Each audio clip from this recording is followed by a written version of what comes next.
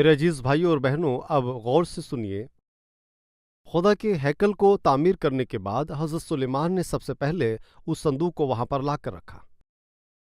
उस हैकल में और सबसे बड़ी पाक जगह पर उस संदूक को रखा गया। वहां पर यहोवा खुदावंद की हुजूरी है और दोनों सरापोश या करूब अपने परों को फैलाए हुए वहां पर खड़े हैं, और तौबा के उस ढकने के ऊपर खुदा की हुजूरी है, और वो जलाल रखने वाला खुदावंद खुदा वहां पर आने वाले काहिन से या अपने खादिम से बातें करता है और मुलाकात करता है। लेकिन हर रोज वहां पर जाने की इजाजत नहीं है। साल में सिर्फ एक बार ही काहिन वहां पर जा सकता था, और काहिन और बनी इसराइल संदूक के लिए इज्जत को बताना ही ये उसकी खूबी है। मैं क्यों इतनी तफसील से ये आपको बता रहा हूं, गौर से सुनिए। इस खुदावंद खुदा का संदूक एक दिन दुश्मनों के हाथों में लग गया। वो संदूक एक दिन दुश्मनों के हाथों में चला गया। काहिन ही उस हैकल में जा सकता है, और काहिन को इजाजत थी कि उस बड़ी पाक जगह पर वो जाए, और फिर ये उतना पाक संदूक दुश्मन के हाथों में कैसे चला गया, और कौन है जिसने ले जाकर उसको दुश्मन के हाथों में सौंप दिया, वही मैं आपको बताना चाहता हूं।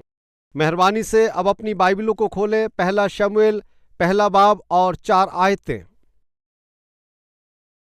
हम सब मिलकर पढ़ेंगे। और शमूएल की बात सब इस्राएलियों के पास पहुंची, और इस्राएली फिलिस्तियों से लड़ने को निकले और अबनजर के आसपास डेरे लगाए, और फिलिस्तियों ने अफीक में खेमे खड़े किए, और फिलिस्तियों ने इसराइल के मुकाबले के लिए सफ आराई की। और जब वो बाहम लड़ने लगे तो इसराइलियों ने फिलिस्तियों से शिकस्त खाई, और उन्होंने उनके लश्कर में से जो मैदान में था करीबन 4000 आदमी कत्ल किए। और जब वो लोग लश्करगाह में फिर आए तो इसराइल के बुजुर्गों ने कहा, आज खुदावंद ने हमको फिलिस्तियों के सामने क्यों शिकस्त दी? आओ हम खुदावंद के अहद का संदूक सैला से अपने पास ले आए, ताकि वो हमारे दरमियान आकर हमको हमारे दुश्मनों से बचाए। सो उन्होंने सैला में लोग भेजे, और वो करूबियों के ऊपर बैठने वाले रबुल अफवास के अहद के संदूक को वहां से ले आए। और एली के दोनों बेटे हुफनी और फिनहास खुदा के अहद के संदूक के साथ वहां हाजिर थे। क्या हो रहा है, आइए देखते हैं। बने इसराइल वो अपने मन के मुताबिक जी रहे थे। बने इसराइल खुदा की खिलाफत में जी रहे थे, और खुदा की कद्र किए बिना, खुदा का खौफ रखे बिना। शमूएल नबी की पहली किताब के पहले जो एक और किताब है, और वो जो किताब है रूत की किताब है, उसके पहले जो कुछ हमें दिखाई देता है, कोजात की किताब।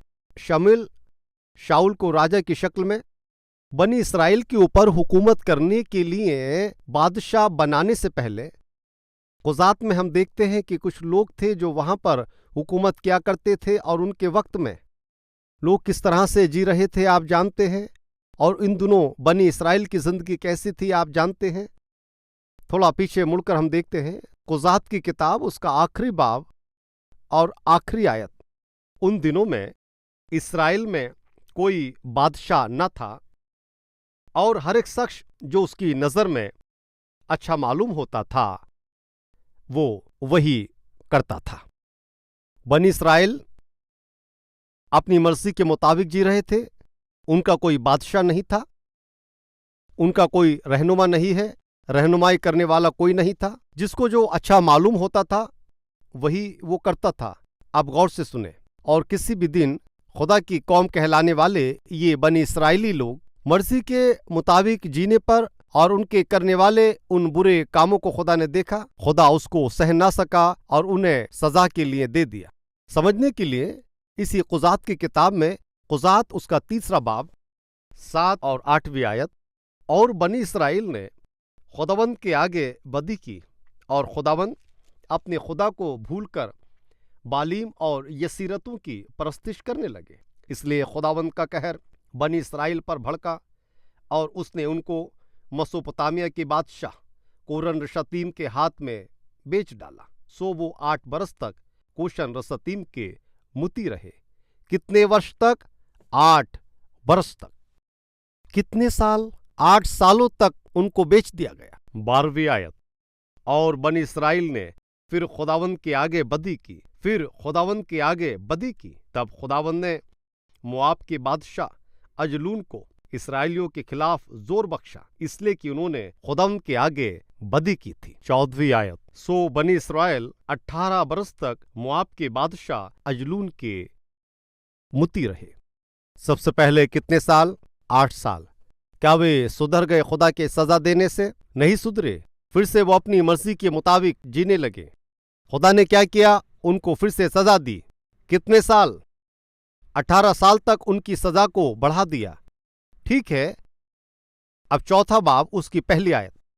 और अहूद की वफात के बाद बनी इसराइल ने फिर खुदावंद के हुजूर बदी की। सो खुदावंद ने उनको कनान के बादशाह याबीन के हाथ, जो हसूर में सल्तनत करता था, बेचा, और उसके लश्कर के सरदार का नाम सीसरा था। अब तीसरी आयत। तब बनी इसराइल ने खुदावंद से फरियाद की, क्योंकि उसके पास लोहे के 900 रथ थे, और उसने 20 बरस तक बनी इसराइल को शिद्दत से सताया।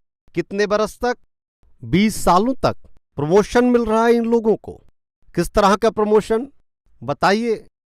उनके किए गए गुनाह की वजह से वो सजा पाते हैं, और सजा पाने के लिए उनका प्रमोशन 8 वर्ष तक सजा मिली, लेकिन वो फिर भी नहीं सुधरे।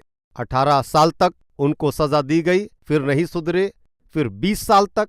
6वां बाब पहली आयत। और बनी इसराइल ने खुदावंद के आगे बदी की, और खुदावंद ने उनको 7 बरस तक मिद्यानियों के हाथों में कर रखा। कितने बरस? 7 बरस। आइए अब 10वें बाब की तरफ चलते हैं। कुजात की किताब उसका 10वां बाब 7वीं आयत।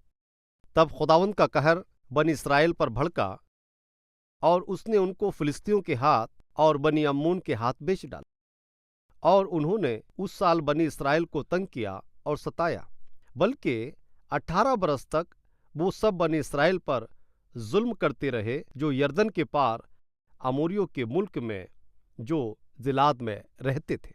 फिर इनको प्रमोशन मिला। फिर 18 साल की सजा। 13वां बाब और पहली आयत। 13वें बाब की पहली आयत। और बनी इसराइल ने फिर से खुदावंद के आगे बदी की, और खुदावंद ने उनको 40 बरस तक फिलिस्तियों के हाथ में कर रखा। अभी कितने साल? 40 साल। खबरदार मेरे भाई, खबरदार मेरी बहन, गुनाह करके जैसे कुछ भी नहीं जानते, और गुनाह करके मानो कुछ भी नहीं हुआ, बचकर घूमूंगा, आप ऐसा सोचते होंगे। इंसान और उसकी आंखों से आप बच सकते हैं। इंसान और उसकी आंखों से आप अपने गुनाहों को भी छिपा सकते हैं, लेकिन इंसान जो हर तरह के गुनाह करता है, उसको देखने वाला खुदा है, और जो कुछ भी आप गलती कर रहे हैं उसको खुदा देख रहा है। और आप जो गुनाह करते हैं वो सिर्फ इंसान की खिलाफत ही नहीं करता, लेकिन आप जो भी गुनाह करते हैं उससे खुदा की खिलाफत आप करते हैं। इस सच्चाई को ना भूलें। उस दिन खुदा के अपने लोग बनी इसराइलियों ने बुरा काम करने पर, गलत और गुनाह की बातों को करने पर, खुदा उन्हें सजा दिए बिना नहीं रह सका। सबसे पहले उसने 8 साल से शुरू किया। उनकी जिंदगी नहीं बदली, उनकी समझ नहीं बदली। अब 18 साल, 20 साल, और अब आखिर में 40 सालों तक खुदा ने बनी इसराइल को सजा दी। भाई, आप अगर मसीह घराने में जन्मे हैं, पैदा हुए हैं, आपके माँ बाप रूहानी हैं, और आपके घर में दुआएं होती, और आपके घर में बाइबल है, आप खुदा के हैकल में जाते हैं, बाइबल को साथ लेकर आते हैं। अगर आप खुदा की मर्जी के मुताबिक ना जीकर अपनी मर्जी के मुताबिक जिए, तो ये जरूर है कि खुदा आपको फिर सजा देगा। और हो सकता है अभी से खुदा ने आपको सजा देना शुरू किया, इसलिए आपकी नौकरी छूट गई होगी, और जो तिजारत आप करते हैं उसमें नुकसान होने लगा होगा, और अब आपकी सेहत पर असर पड़ना शुरू हुआ होगा। आपके घर में मेल मिलाप और इत्मीनान ना होने पर दोज़ख का एहसास करने वाले हालात में आप पहुंचे होंगे। ये सब कुछ खुदा की उस सजा का शुरुआत हो सकती है, इसके बढ़ने से पहले ही اس سے پہلے کہ خدا آپ کو سزا دے اور برسوں برس تک یا سالوں تک خدا کی اس سزا کے آپ غلام ہو کر کے رہ جائیں، اس سے پہلے ہی خداوند خدا کہتا ہے آج ہی اپنے گناہوں کو مان لیں تو کتنا اچھا، اپنے گناہوں کو مان کر سو جائیں تو کتنا اچھا ہوگا۔ 8 سال سزا دینے پر بھی ان کو عقل نہیں آئی، 18 سالوں تک سزا دینے سے بھی ان کو سمجھ نہیں آئی، اس کے بعد میں 40 سال خداوند بنی اسرائیل کو سزا دیتا ہے۔ بائبل میں ہم دیکھتے ہیں میرے عزیز بھائیو بہنوں، میں جس خدا کے متعلق بتاتا ہوں وہ بہت زیادہ دیا کرتا ہے اور ترس کھاتا ہے۔ اس طرح سے اگر آپ سوچ کر اس کی محبت، اس کی ترس کو آپ ہلکے سے لیں گے تو خدا کچھ نہیں کرے گا۔ ایسے سوچتے ہوئے اگر آپ اپنے جسم سے گناہ کے کام کرتے رہے تو خدا کی آنکھیں لال ہو جائیں گی اور وہ آپ کو سزا دے گا۔ اس کے سزا دینے کے وقت آنے پر آپ کو اس دنیا میں چھڑانے والا کوئی نہیں ملے گا، اور میں خدا میں آپ سے التجا کرتا ہوں کہ آپ اس سچائی کو بالکل مت بھولیے۔ اب غور سے سنیے، 40 سال وہ فلسطینیوں کے ہاتھوں میں دے دیے گئے، اور فلسطینیوں نے ان کے ساتھ کیا کیا؟ بڑی شدت سے اور بہت زیادہ ان کو ستاتے رہے، ان سے محنت اور مشقت وہ کراتے رہے۔ اور ایک وقت تھا جبکہ یہی بنی اسرائیل ان کے چاروں طرف کے ملک میں ان کو فتح ملی تھی، اور ان کے سامنے ٹکنے والا کوئی بھی نہیں تھا۔ اس کی وجہ خدا ان کے ساتھ تھا، خداوند خدا کا صندوق ان کے درمیان تھا، اور جب تک بنی اسرائیل خدا کی مرضی کے مطابق چلتے رہے وہ فتح ہوتے رہے۔ لیکن جب بنی اسرائیل نے خدا کو چھوڑ دیا اور خدا کی خلافت میں انہوں نے جینا شروع کر دیا، ان کے آس پاس کے تمام ملک کے لوگ ان پر صرف چڑھائی کرنا ہی نہیں بلکہ ان سے لڑ کر ان کو غلام بنا کر ان کو کھینچ کر لے جانا شروع کر دیا، اور آخر میں فلسطینیوں کا ملک بنی اسرائیل پر ان کا چڑھائی کرنا اور ان کو ہار جانا، 40 سالوں تک بنی اسرائیل ان کے غلام ہو گئے۔ 13ویں باب کو ہم نے پڑھا ہے نا، ابھی آخری باب یعنی 21واں باب 25ویں آیت۔ ان دنوں میں اسرائیل میں کوئی بادشاہ نہ تھا، اور ہر ایک شخص جس کو جو اچھا معلوم پڑتا وہ وہی کرتا تھا۔ سمجھ رہے ہیں؟ پہلا شموئیل کی کتاب اس کا 4تھا باب، اور دیکھتے ہیں اس کی 1 سے 4 آیت میں کیا ہو رہا ہے۔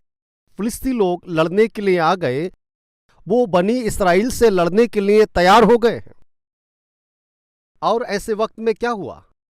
بنی اسرائیل ان سے ہار گئے۔ کیوں ہار گئے؟ خدا کی کہلانے والی یہ قوم، یہ لوگ کیوں ہار گئے؟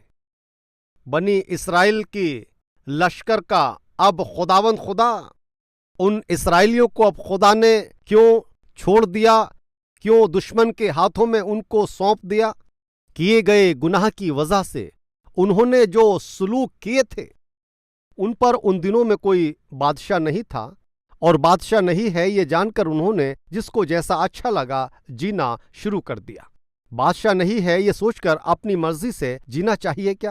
رہنمائی کرنے والا رہنما نہیں ہے تو کیا اپنی مرضی کے مطابق چلنا ہے؟ اور کہتے ہیں کہ اسرائیلیوں میں بادشاہ نہیں تھا، اس لیے انہوں نے اپنی ٹیڑھی چال چلنا اور ٹیڑھی زندگی کو چلانا شروع کر دیا۔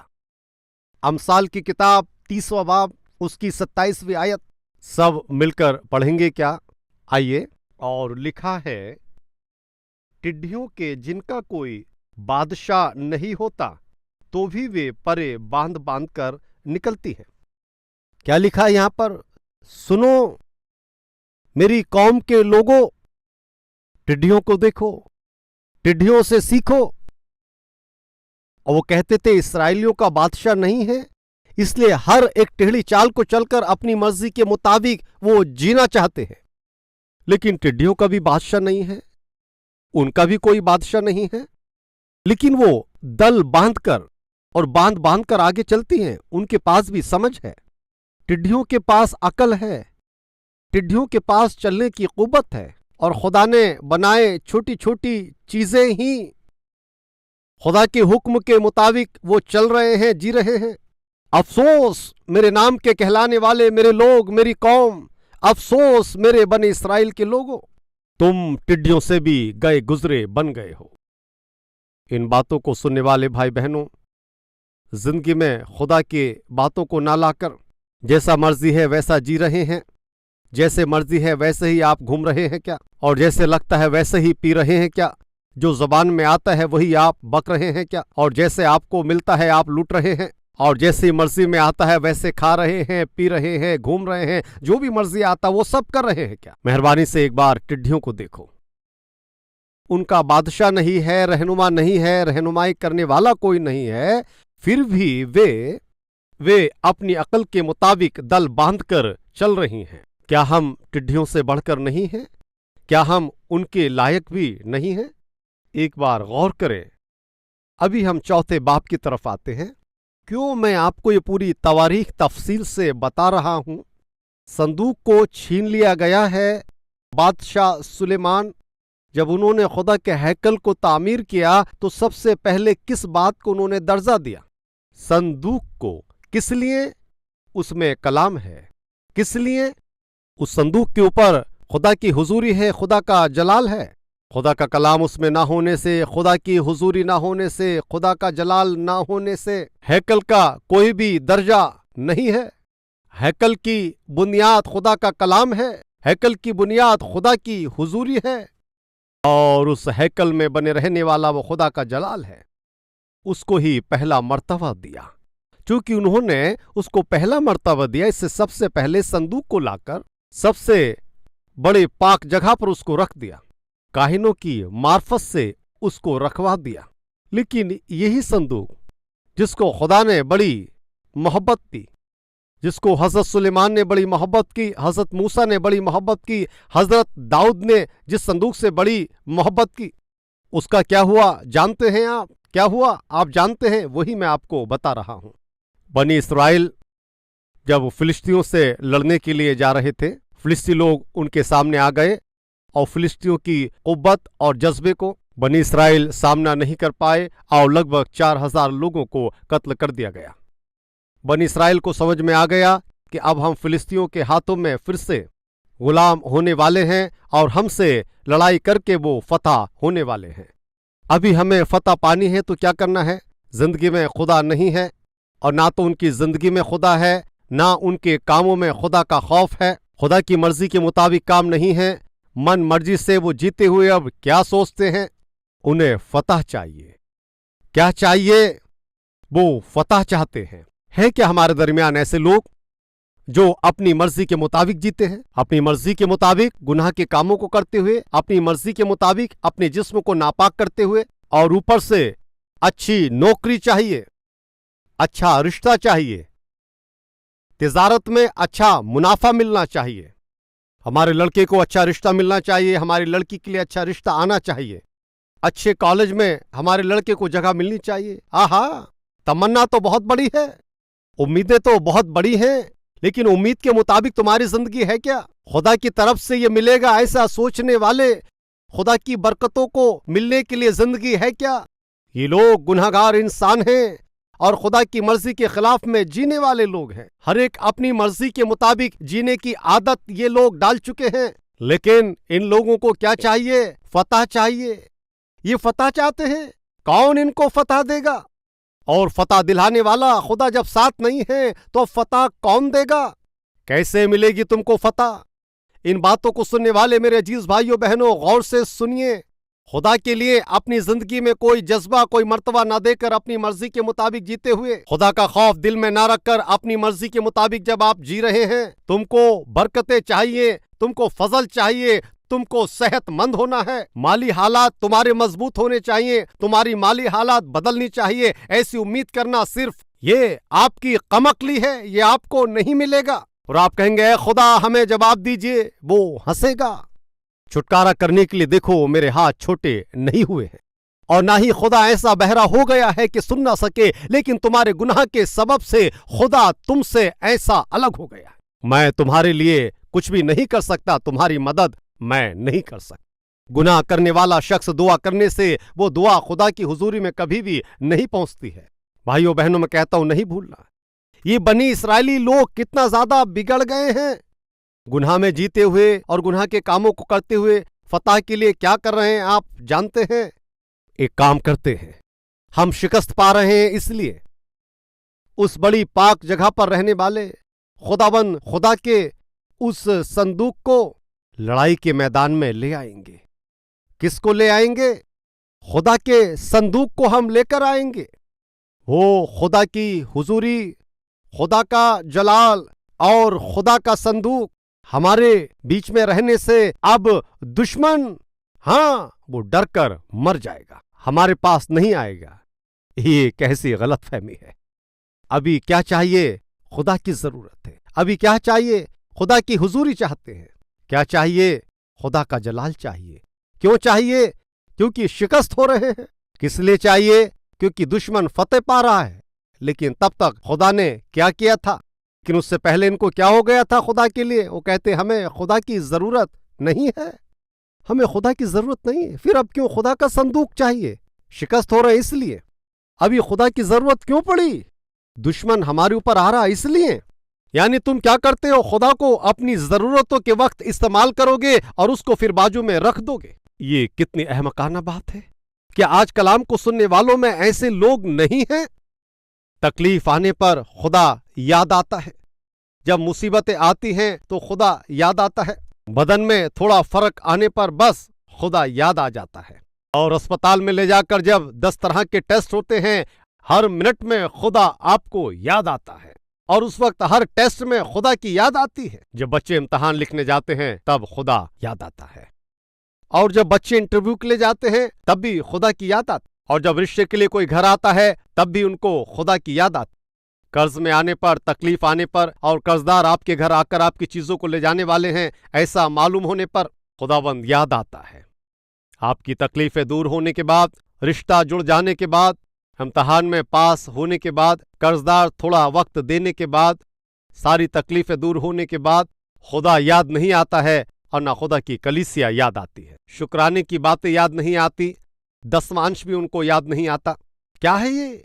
क्या है ये सब कि केवल अपनी जरूरतों में हम खुदा को उपयोग करेंगे, उसके बाद उस खुदा की हमें जरूरत नहीं है। ऐसे हैं ये लोग। क्या आज ऐसे लोग हमारे दरमियान हैं? खबरदार, ये हमारी कुछ भी भलाई नहीं है और इस तरह की बातें हमारी कुछ भी भलाई बिल्कुल नहीं कर सकती हैं।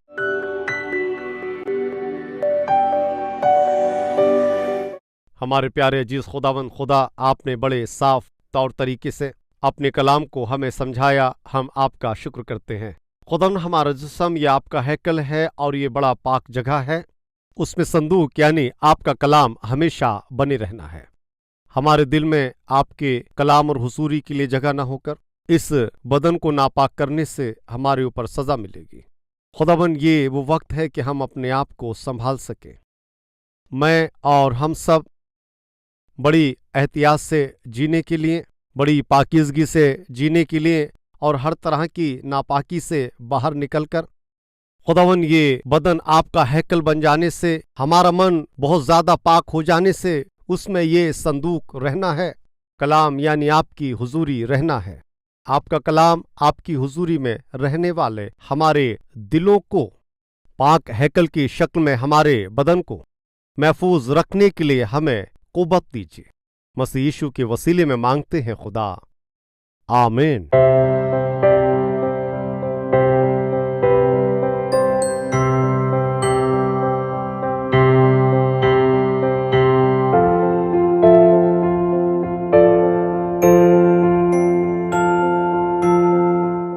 Address: Calvary, Post Box number 30, Kukatpalli, Hyderabad 72.